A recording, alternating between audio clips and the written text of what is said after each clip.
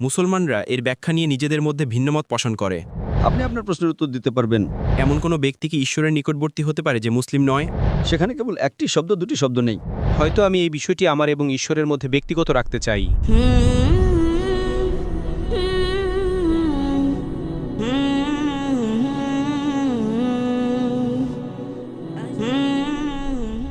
শুভ সন্ধ্যা সবাইকে। আমার নাম রিকি সেটিয়াওয়ান। আমি বগুড়া থেকে এসেছি এবং বর্তমানে একজন বিজনেস অ্যানালিস্ট হিসেবে কাজ করছি, এবং আমি একজন অজ্ঞেয়বাদী।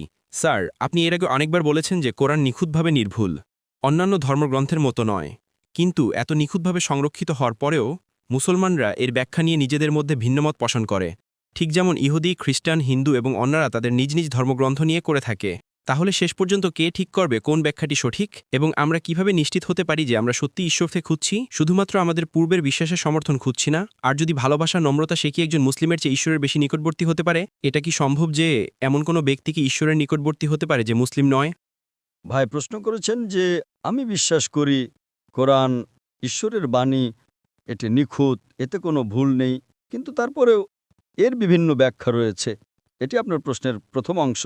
দ্বিতীয় অংশ হলো, এমন কোনো ব্যক্তি কি ঈশ্বরের নিকটবর্তী হতে পারে যে মুসলিম নয়? এটি আপনার দ্বিতীয় প্রশ্ন, তাই তো? হ্যাঁ স্যার। প্রথম অংশের ব্যাপারে বলি, কোরআন হলো আল্লাহ সুবহানাহু ওয়া তাআলার বাণী। অনুবাদ করার সময় শব্দের ব্যবহারে ভিন্নতা আসতে পারে, অনুবাদকেরা ভিন্ন ভিন্ন শব্দ ব্যবহার করতে পারেন, কিন্তু মূল আরবি সম্পূর্ণরূপে ঈশ্বরের বাণী। সেখানে কেবল একটি শব্দ, দুটি শব্দ নেই, কিন্তু অনুবাদ ভিন্ন হতে পারে। বোঝার ক্ষেত্রে সমস্যা বা পার্থক্য থাকতে পারে, কিন্তু আরবি ভাষায় একই। যখন কোনো পার্থক্য দেখা দেয়, যদি একটা আয়াতে দুটি অর্থ হতে পারে, তখন আপনাকে শরণাপন্ন হতে হবে হাদিসের, যা নবীর বাণী। হাদিস হলো কোরআনের তাফসির। তাই যখন আমরা সহিহ হাদিস পড়ি, তখন সহিহ হাদিস আমাদের আরও তথ্য দেয়। যদি একটা আয়াতের দুটি অর্থ হতে পারে, তখন আমরা হাদিসে যাই এবং যাচাই করি। হাদিসে আমরা তাফসির পাই। কোরআনের তাফসির বা ব্যাখ্যা হলো হাদিস। এতে আরও বিস্তারিত বিবরণ রয়েছে। সুতরাং আপনি যদি হাদিস ভালোভাবে জানেন, তাহলে একটি আয়াতের দুটি অর্থ থাকলেও হাদিস আপনাকে বলে দিলে কোন অর্থটা সঠিক। আবার অনেক সময় উভয় অর্থই সঠিক হতে পারে। আপনার দ্বিতীয় প্রশ্নে আসি, যে ব্যক্তি মুসলিম নয় সে কি ঈশ্বরের বেশি নিকটবর্তী হতে পারে? মুসলিম শব্দের সংজ্ঞা কি?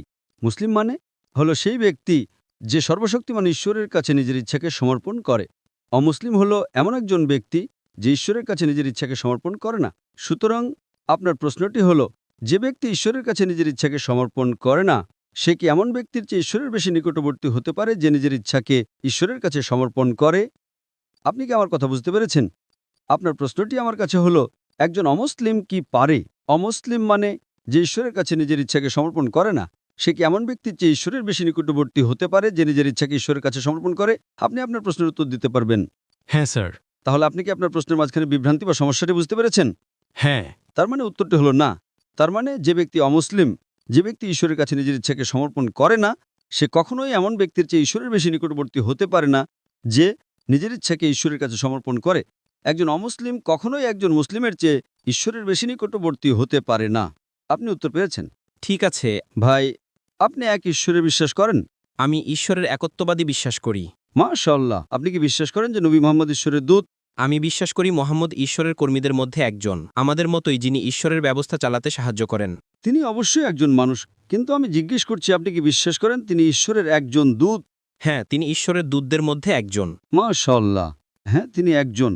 আরও অনেক দূত আছেন, শত শত, হাজার হাজার। ভাই, ইসলামে দুটি জিনিস প্রয়োজন।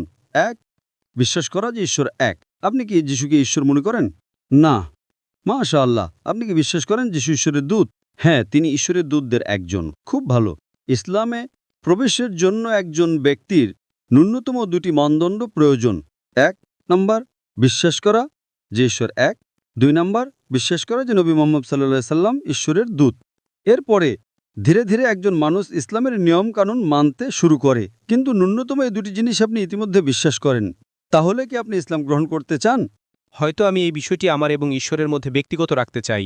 ঠিক আছে, আমি এটা ব্যক্তিগত রাখতে চাই। ঠিক আছে, যতক্ষণ আপনি ঈশ্বরকে ফলো করবেন, ঈশ্বরে বিশ্বাস করবেন, সেটাই যথেষ্ট। আপনাকে সবার সামনে ঘোষণা করতে হবে না। আমি আল্লাহর কাছে আপনার হেদায়েতের জন্য দোয়া করি, এবং আল্লাহ সুবহানাহু ওয়া তাআলা যেন আপনাকে পথ দেখান এবং আপনি যেন ঈশ্বরের আরও বেশি নিকটবর্তী হতে পারেন। ভাই